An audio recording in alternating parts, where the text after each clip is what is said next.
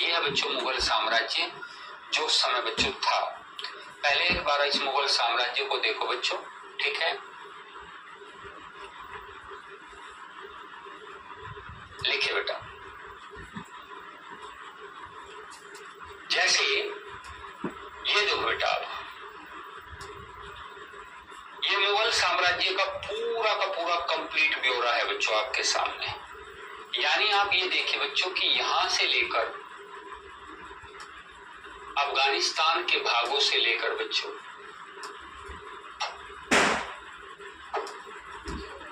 अफगानिस्तान के भागों से लेकर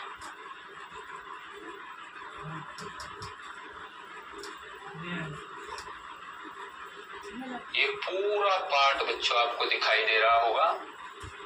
ये कंप्लीट बच्चों क्या है, ये मुगल साम्राज्य है बच्चों। कौन है ये, क्या है बच्चों, ये मुगल साम्राज्य है।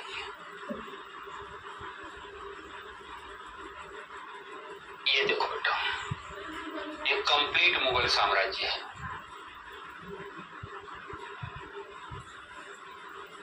ठीक है,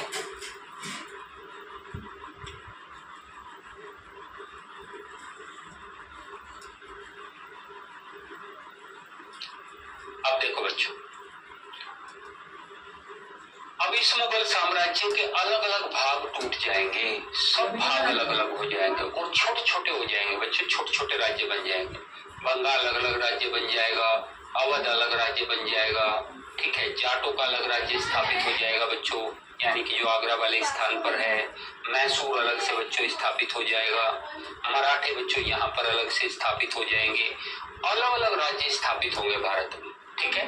लेकिन अभी 1707 में एडी में जब औरंगजेब मरा तो बच्चों ये राज्य छोड़ कर गया औरंगजेब, ये राज्य छोड़ कर गया औरंगजेब, ठीक है। तो ये हमने आपको दिखाया औरंगजेब के 3 बेटे बच्चों, मुअज्जम काबुल का, आजम गुजरात का और कामबख्श कहाँ का, बीजापुर का गवर्नर, ठीक है। उत्तराधिकार के युद्ध में ये हार गए। अब बच्चों हमें बात करनी है सबसे पहले किसकी, मुअज्जम की बात करनी है बच्चों, ठीक है। लिखो बेटा इसको, अगला देखो। अब इसको थोड़ा सा समझते हैं बच्चों कि बहादुर शाह ने क्या क्या काम किया। तो बहादुर शाह ने देखो कौन कौन से काम किए बच्चों। बहादुर शाह का वास्तविक नाम क्या है, पहले तो हमें ये समझना है कि बहादुर शाह का वास्तविक नाम क्या है। बहादुर शाह फर्स्ट इसको कहेंगे बच्चों, ये है 1707 से लेकर 1712 ईडी तक का बच्चों, ठीक है। इनका काल है पहला बच्चों उत्तर मुगल काल का शासक है। सन एंड सक्सेसर है, पुत्र और उत्तराधिकारी है बच्चों। देखो ध्यान से, पहली बात है पुत्र और उत्तराधिकारी किसका है, तो पुत्र और उत्तराधिकारी है ये औरंगजेब का। किसका है, औरंगजेब का। दूसरी बात बच्चों, वास्तविक नाम आपको पता चल गया क्या है, मुअज्जम है। तीसरा बच्चों इसने एक उपाधि ली जिसका नाम है शाह आलम। क्या उपाधि ली, शाह आलम की उपाधि ली। किसकी उपाधि ली बच्चों, शाह आलम की। शाह आलम की एक उपाधि तो इसने ली, एक उपाधि बच्चों बाद में भी एक शासक लेगा, यानी इसने शाह आलम की उपाधि ली थी। और बच्चों आपको बता दें कि इसने औरंगजेब की तमाम नीतियों को परिवर्तित कर दिया बच्चों। इसने औरंगजेब की नीतियों को इसने बदल दिया। औरंगजेब की कौन कौन सी नीतियों को इसने परिवर्तित किया, जैसे औरंगजेब की इसने धार्मिक नीति बदल दी बच्चों, धार्मिक नीति बदल दी। औरंगजेब की इसने बच्चों सामाजिक नीति, धार्मिक दक्कन की नीति बदल दी बच्चों, दक्कन की नीति बदल दी इसने औरंगजेब की। औरंगजेब की बच्चों इसने राजपूत नीति बदल दी। औरंगजेब की इसने सिख नीति बदल दी, मराठा नीति बदल दी। यानी जो मराठों के साथ औरंगजेब के संबंध थे और विवाद थे, उसे सबको बदलने का प्रयास इसके द्वारा तेज कर दिया गया। सबको बदलने का प्रयास उसके द्वारा तेज कर दिया गया, ठीक है बच्चों। अब देखो यहाँ पर तो पुत्र और उत्तराधिकारी उत्तराधिकारी किसके है? पहली बात, औरंगजेब के पुत्र और उत्तराधिकारी है। किसके पुत्र और उत्तराधिकारी है बच्चों? औरंगजेब के पुत्र और उत्तराधिकारी है। औरंगजेब की कौन सी नीतियों को बदल दिया? धार्मिक, दक्कन, राजपूत, मराठा और सिख नीति को बदल दिया। सब नीतियों को बदल दिया गया बच्चों। ठीक है, अब देखो यहां पे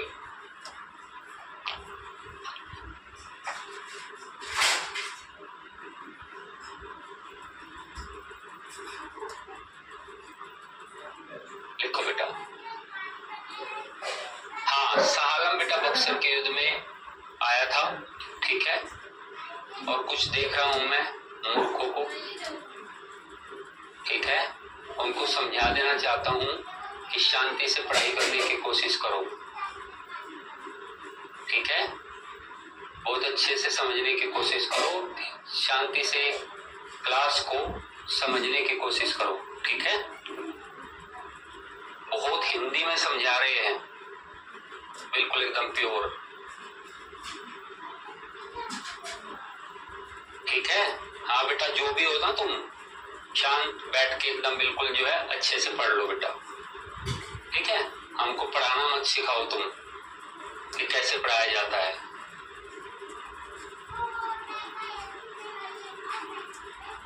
बता रहे तुमको बहुत विनम्रता के साथ, दिखना जाए आगे कमेंट।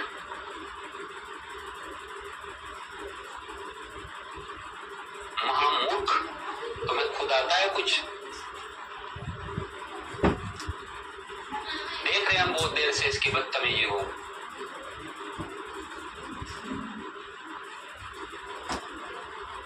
आता है तुम्हें कुछ? तुम सिखाओगे हमें कैसे पढ़ाना है?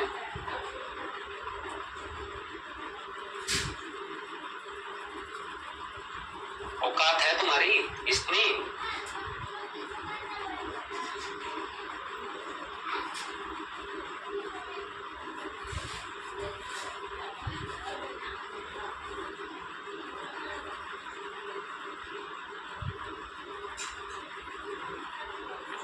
आ जाता है कोई भी कहीं से उठ के, आ गया होगा कहीं से उठ के, वाहियात तरह का दिमाग लेके। पढ़ी है हिस्ट्री कभी? बुद्धिहीन, ब्लॉक करवा देंगे, कभी निकल नहीं पाएगा फिर।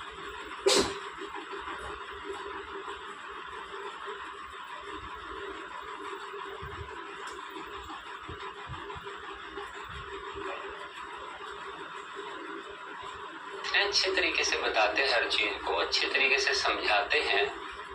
ठीक है, फिर भी मतलब तो बार बार एक ही कमेंट को किया जा रहा है। कुछ भी, ये इतने सारे बच्चे यहाँ पर है, इतना लंबा अनुभव हमें है। तुम बताओगे, तुम कल के आए हुए, तुम हमको सिखाओगे कि हम क्या है? कुछ भी मतलब। सही कहा है, वास्तव में मूर्ख मूर्ख ही होता है और वो कभी सफल नहीं हो पाता। देखो बच्चों, तो बच्चों पहली बात है, बहादुर शाह प्रथम मॉडर्न इंडिया के यानी कि आधुनिक भारत के पहले शासक है। मैं इसे आधुनिक भारत का पहला शासक कहूंगा बच्चों। क्यों? क्योंकि इन्होंने पहली बार बच्चों शासन करके और औरंगजेब की नीतियों को परिवर्तित करने का प्रयास किया। साथ में 5 साल का शासनकाल है बच्चों। देखो, केवल 5 वर्ष का शासनकाल है और 5 वर्ष के शासनकाल में कहते इतने सारे काम किए। 63 साल का था बच्चों जब ये गद्दी पर बैठा। इसकी उम्र बहुत हो गई थी, क्योंकि औरंगजेब ने खुद भी बच्चों क्या किया? औरंगजेब ने खुद भी 89 साल का होकर वह मरा। 89 साल का मतलब है बच्चों, यानी 1618 में उसका जन्म हुआ था और 1618 में बच्चों उसका जन्म हुआ और 1707 में वह मरा। यानी कि आप देखो बच्चों कितने साल का, यानी कि लगभग 89 साल बच्चों ये बैठते हैं। 89 साल उसका क्या था, जीवन था। और बच्चों 50 साल के लगभग उसने शासन किया। ठीक है बच्चों, 50 साल के लगभग उसने क्या किया, शासन किया। तो पुत्र और उत्तराधिकारी थे औरंगजेब के, शाह आलम की उपाधि ली, औरंगजेब की सारी नीतियों को परिवर्तित किया। कौन कौन सी नीति, कैसे कैसे परिवर्तित की, अभी बताते हैं। पहले थोड़ा सा लिखिए।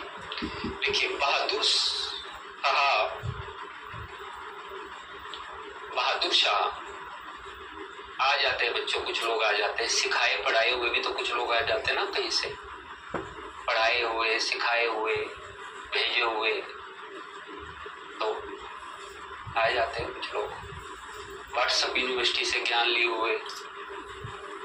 लिखो बेटा लिखो। बहादुर शाह प्रथम औरंगजेब के पुत्र और उत्तराधिकारी थे। बहादुर शाह प्रथम औरंगजेब के पुत्र और उत्तराधिकारी थे।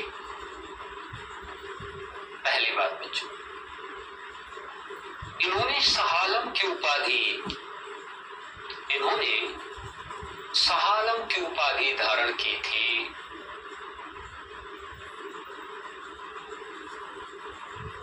इन्होंने शाह आलम की उपाधि धारण की थी।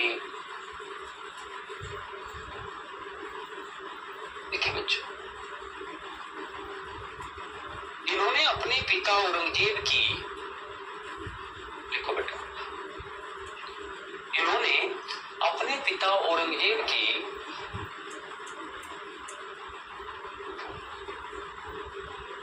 सभी नीतियों को परिवर्तित कर दिया।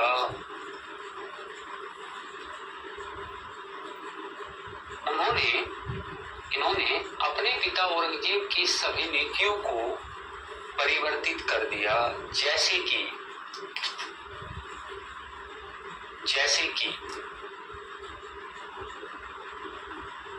हाइफन दे के नंबर 1, धार्मिक नीति, दक्कन की नीति,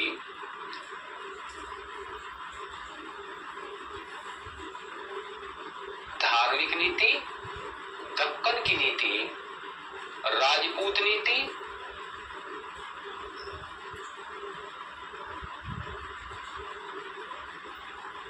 मराठा नीति एवं सिख नीति।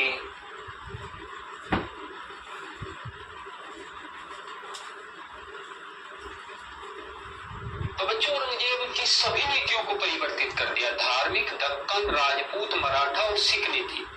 अब कैसे परिवर्तित की, ये इसको समझाते हैं कि जैसे मराठा नीति में बच्चों क्या किया उन्होंने। देखिए, मराठा नीति में औरंगजेब ने बच्चों क्या किया था, मराठों में से ज्यादा गहराई से समझेंगे, लेकिन यहाँ पे थोड़ा सा समझिए बच्चों। औरंगजेब के साथ शिवाजी के संबंध अच्छे नहीं थे बच्चों। औरंगजेब के साथ शिवाजी के संबंध अच्छे नहीं थे। इसको मराठों में डिटेल से पढ़ेंगे, शिवाजी के संबंध बच्चों। लेकिन बच्चों, जो शिवाजी है, शिवाजी की मृत्यु होती है 1680 में। शिवाजी की मृत्यु होती है 1680 में, और 1680 में मृत्यु होने के बाद उसका बेटा गद्दी पर बैठता है, जिसका नाम है संभाजी। संभाजी का समय है 1680 से लेकर 89 एडी तक, यानी 89 एडी तक संभाजी। और बच्चों, संभाजी के राज्य पर औरंगजेब हमला करवाता है, औरंगजेब आक्रमण करवाता है। औरंगजेब का आक्रमण हुआ और औरंगजेब के आक्रमण से संभाजी की हत्या कर दी जाती है। और संभाजी की पत्नी, जिसका नाम है येसुबाई बच्चों, क्या नाम है, येसुबाई, येसुबाई, उसको कैद में डाल दिया जाता है। और साथ में एक बेटा है बच्चों, पुत्र है, उसको कैद में डाल दिया जाता है, जिसका नाम है शाहू। उसको कैद में डाल दिया जाता है। तो शाहू को कैद में डाल दिया किसने, औरंगजेब ने। और बच्चों, बहादुर शाह ने, कहते हैं, शाहू को कैद से आजाद कर दिया। 1707 में बहादुर शाह ने साहू को कैद से आजाद कर दिया। कब बच्चों? कैद से स्वतंत्र किया इसने 1707 में। तो बच्चों बताओ, औरंगजेब की नीति बदली कि नहीं बदली? औरंगजेब की नीति बदली कि नहीं बदली? बदली बच्चों, औरंगजेब की नीति बदली। शिवाजी की मृत्यु हुई 1680 में। कब हुई? 1680 में। संभाजी गद्दी पर बैठा। संभाजी को मरवा दिया किसने? औरंगजेब ने। और उसकी पत्नी येसुबाई और साहू को उठाकर कैद में डाल दिया। 18 साल तक साहू कैद में रहा। औरंगजेब की भारी गलती थी ये। कहता औरंगजेब ने पूरा दक्कन जलने के लिए छोड़ दिया था बच्चों। उसने दक्कन में 30 साल गुजारे और 40 करोड़ रुपए दक्कन के अभियान पर उसने खर्च किए, लेकिन वह दक्कन को फिर भी शांत करने में कामयाब नहीं रहा। साहू का मतलब, साहू कौन था बेटा? साहू था शिवाजी का पौत्र, ग्रैंडसन, यानी शिवाजी का पोता, वह था साहू। और उसे बच्चों कैद से मुक्त करने का काम किया, जो जेल में पड़ा हुआ था। किसने? बहादुर शाह ने। कहते हैं और साहू को उसने कैद करके बच्चों उसका राज्य वापस कर दिया। और साहू ने दक्कन में जाकर सतारा में अपनी राजधानी बना ली और यहाँ से मराठों का फिर से उत्थान होने लगा। तो मराठा नीति बदल दी। मराठा नीति बदल दी बच्चों। ठीक है, लिखो बेटा अगला पॉइंट लिखिए। औरंगजेब ने लिखिए मराठा नीति बच्चों, मराठा नीति, इनकी मराठा नीति। औरंगजेब ने संभाजी के पुत्र, औरंगजेब ने संभाजी की हत्या कराकर, ऐसे लिखो बेटा, औरंगजेब ने संभाजी की हत्या कराकर उसके पुत्र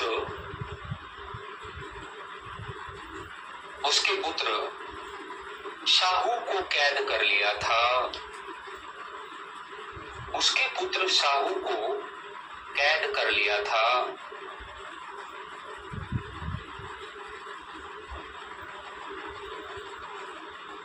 बहादुर शाह प्रथम ने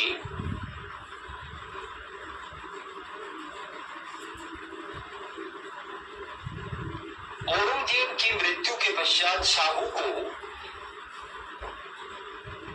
कैद से स्वतंत्र कर दिया। बहादुर शाह ने औरंगजेब की मृत्यु के पश्चात शाहू को कैद से स्वतंत्र कर दिया। कैद से स्वतंत्र कर दिया।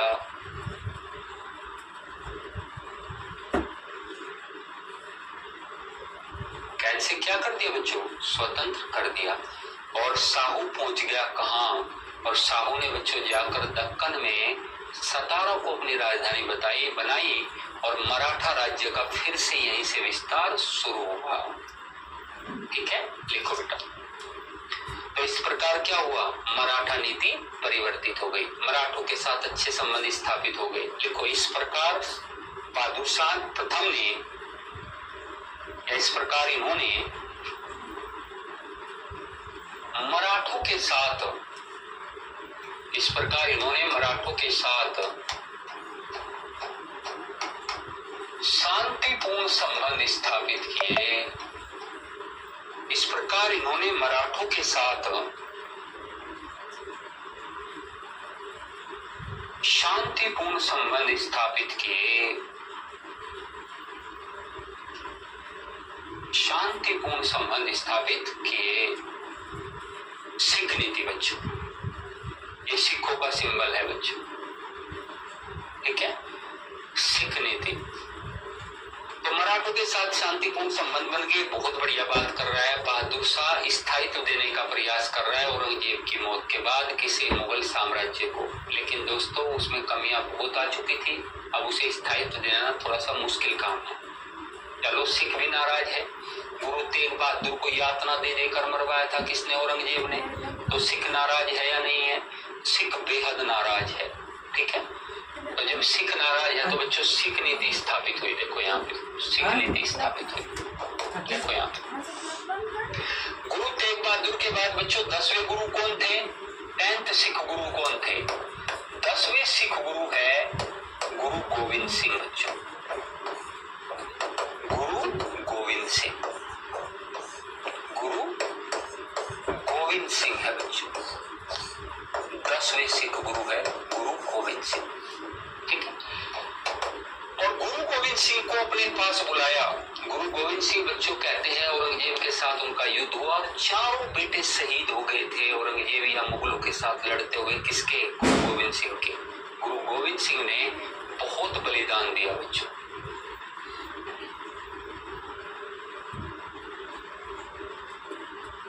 ठीक है, चारों पुत्र बच्चों।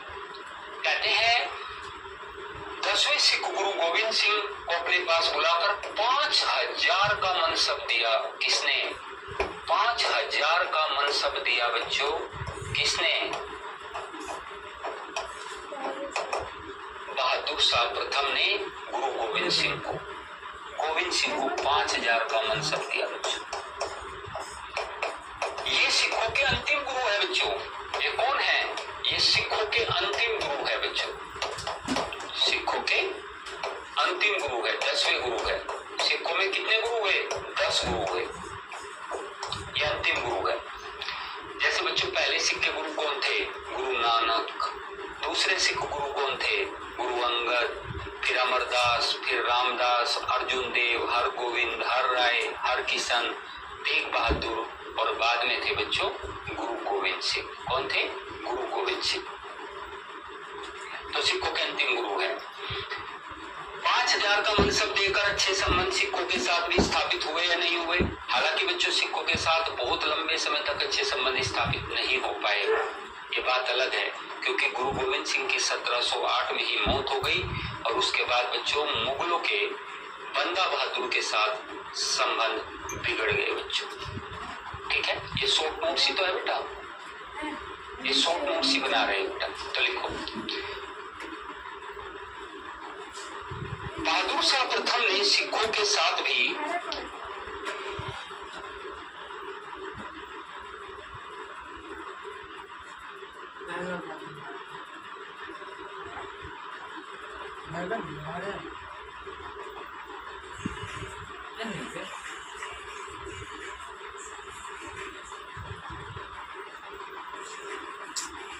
बहादुर शाह प्रथम ने सिखों के साथ भी शांतिपूर्ण संबंध स्थापित किए।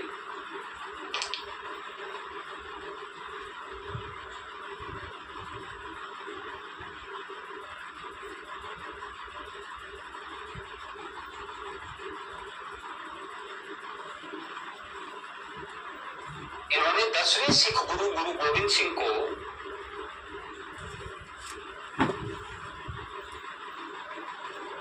इन्होंने 10वें सिख गुरु गुरु गोविंद सिंह को 5000 का मनसब प्रदान किया। 5000 का मनसब प्रदान किया। कितने हजार का मनसब बच्चों? 5000 का मनसब प्रदान किया। मनसब बेटा बहुत डिटेल के साथ 1 घंटा लगाकर समझाए थे, सिर्फ मनसबदारी 1 घंटा लगाकर सिर्फ मनसबदारी सिस्टम पढ़ाए थे जिस दिन ऑफलाइन में पढ़ा रहे थे। कहाँ थे बेटा? प्रीतम रानी। ये देखो ईशा बता रही है कि सर ने मनसब को बता दिया है।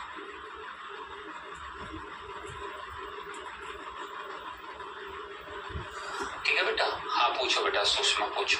ठीक है, देखो बेटा यहाँ पे तो 10वें सिख गुरु गुरु गोविंद सिंह को 5000 का मनसब दिया और अच्छे संबंध बनाए। लिखिए, गुरु गोविंद सिंह को सिखों के अंतिम एवं 10वें गुरु थे। थोड़ा सा लिखना है बच्चों यहाँ, गुरु गोविंद सिंह।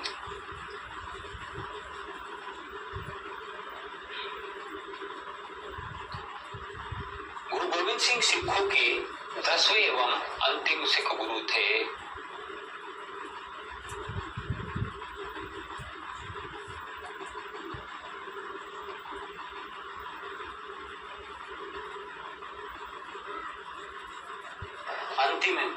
गुरु थे।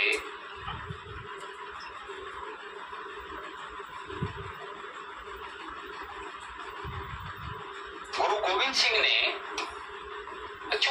सिंह ने खालसा पंथ की स्थापना की थी। ध्यान से सुनो पहले, गुरु गोविंद सिंह ने, लिख लो पहले से, खालसा पंथ की स्थापना की थी।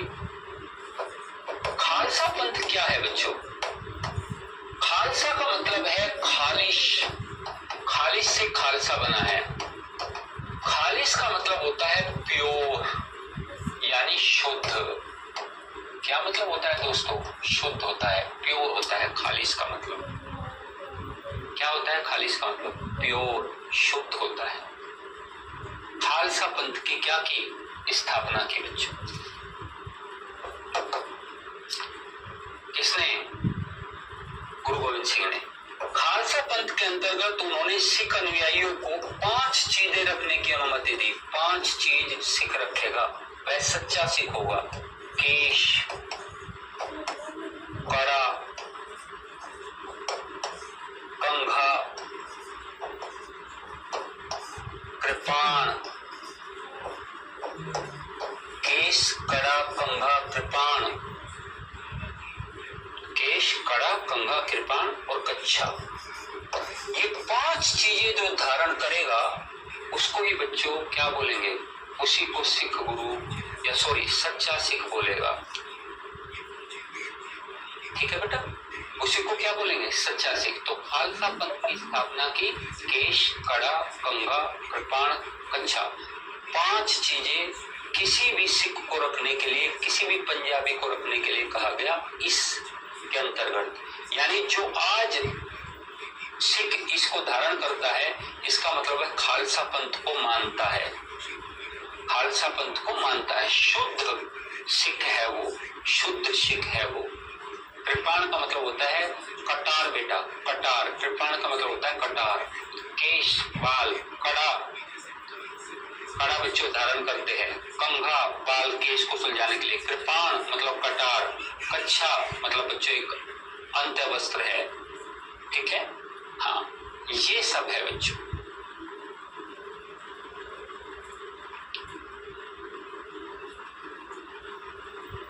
चलो अब देखो बेटा, यहाँ पे अब देखो,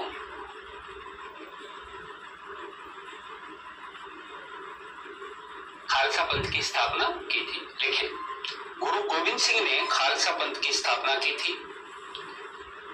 इसके अंतर्गत गोविंद सिंह ने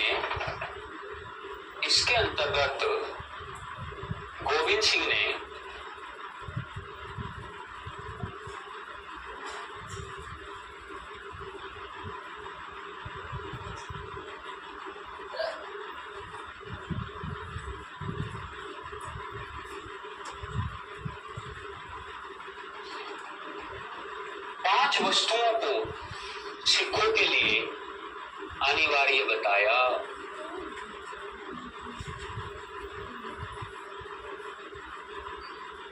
अनिवार्य बताया।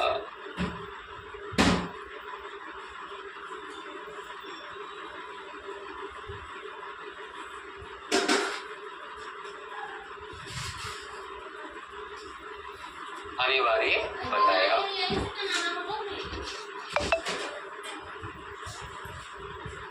जैसे केश, कड़ा, कंघा, कृपाण एवं कच्छा।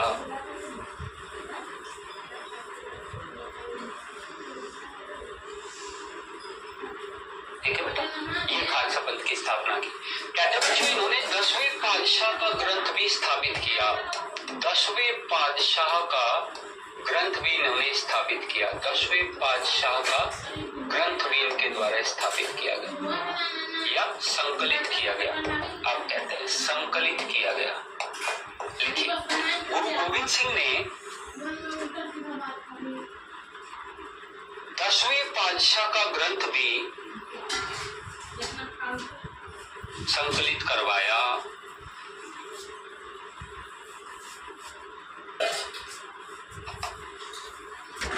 दसवें पातशाह का ग्रंथ भी 1708 में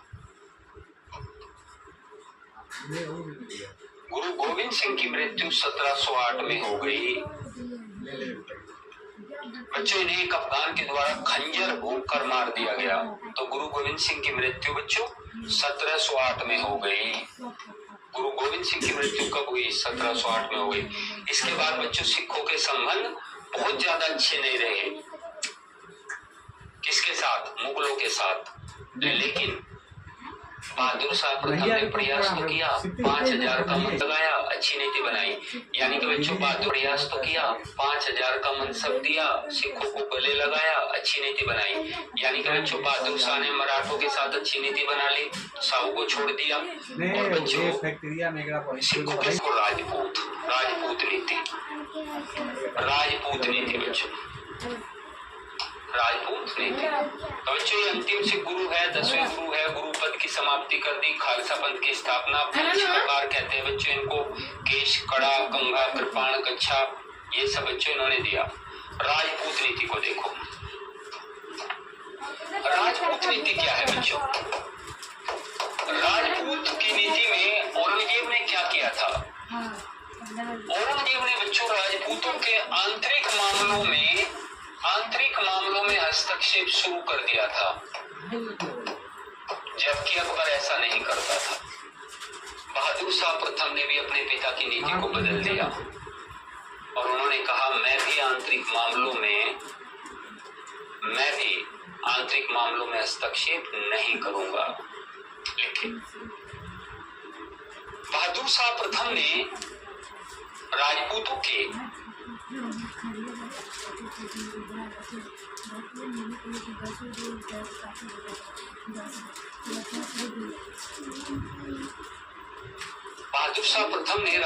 के आंतरिक मामलों में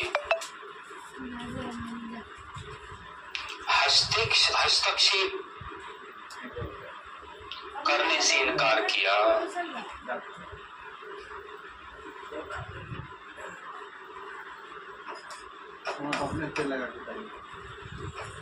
इनके काल में 2 प्रमुख राजपूत शासक थे।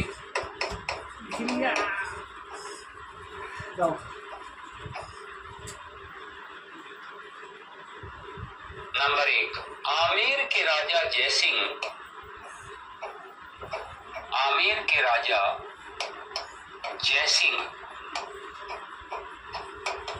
और नंबर 2 आमेर के राजा जयसिंह और नंबर 2 मारवाड़ के राजा अजीत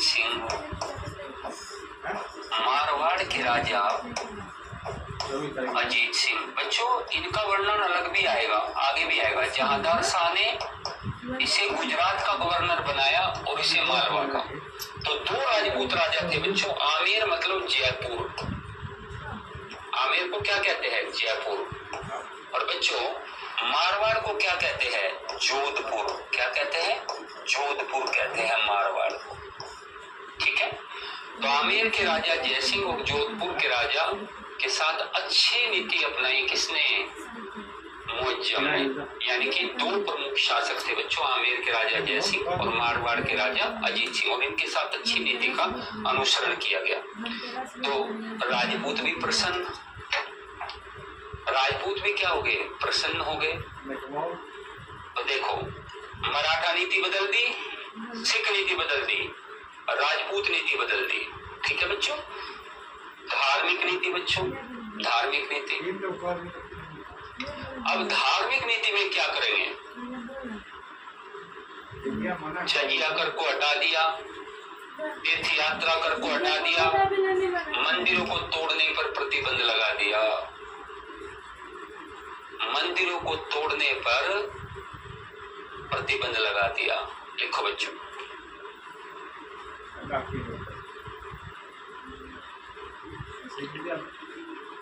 बहादुर शाह प्रथम ने औरंगजेब की धार्मिक नीति को भी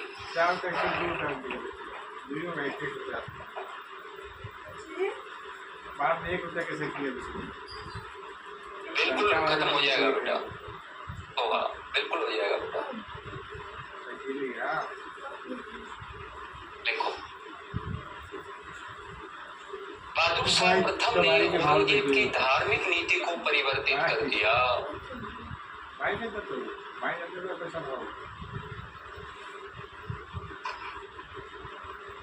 परिवर्तित कर दिया।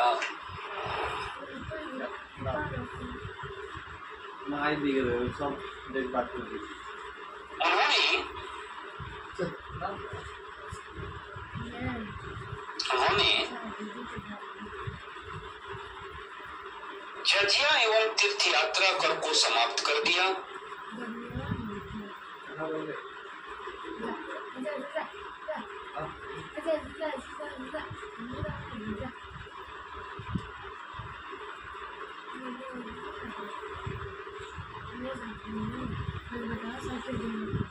उन्होंने जजिया कर एवं तीर्थ यात्रा कर को समाप्त कर दिया और मंदिरों के तोड़ने पर और हिंदू मंदिरों को तोड़ने पर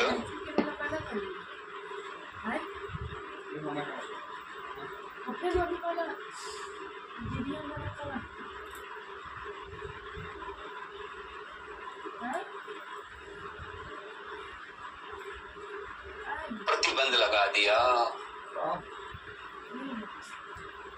तो बच्चों, हिंदू मंदिरों को तोड़ने पर क्या है? प्रतिबंध लगा दिया।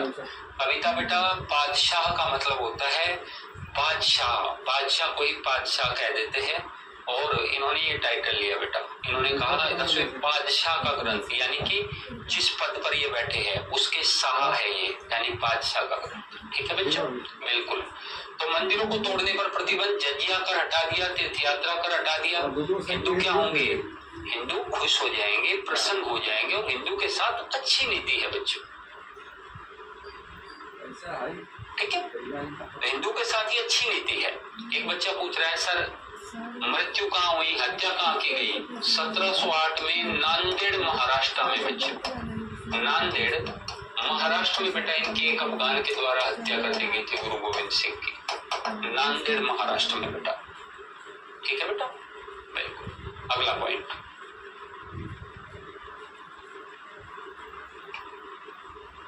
बच्चों कहते हैं ये सारी नीतियां इनके द्वारा बदल दी गई। अब बस मुझे सिर्फ एक बात बताओ, क्या इन्होंने मराठा नीति को परिवर्तित कर दिया? कर दिया। क्या इन्होंने राजपूत नीति को परिवर्तित कर दिया? कर दिया। क्या इन्होंने सिख नीति को परिवर्तित कर दिया? कर दिया।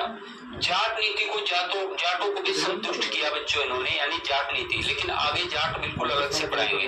धार्मिक नीति को परिवर्तित कर दिया? कर दिया। इन्होंने औरंगजेब की तमाम नीतियों को परिवर्तित कर दिया। क्या? मराठा राजकुमार साहू को कैद से आजाद कर दिया और मराठों के साथ अच्छे संबंध बना लिए। राजपूत नीति में राजपूतों के इंटरनल मामलों में हस्तक्षेप कम कर दिया और